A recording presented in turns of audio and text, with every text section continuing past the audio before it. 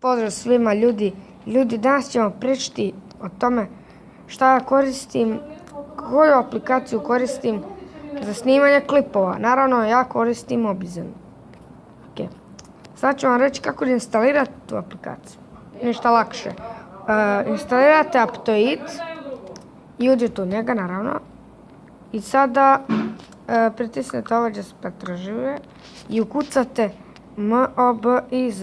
Mobizen for Samsung. Mobizen for Samsung. Izaći vam dosta ovih Mobizena. Evo, ne baš dosta. Ali vi naravno pritisnete ovaj prvi i instalirate. Da. Ovamo ću vam pisati instalirajte, to pritisnite. I ja sam baš zadovoljan sa tom aplikacijom. Redobre, znači kida ta aplikacija za snimanje. Ok, ljudi, slučajno sam zaustavio klip. Znači, ljudi, možete zaustaviti kao što vidite klip, gledajte. Možete i opet da vratite, eto, znači, zanimljivo. Možete da slikate ekran, ne morate samo da slikate.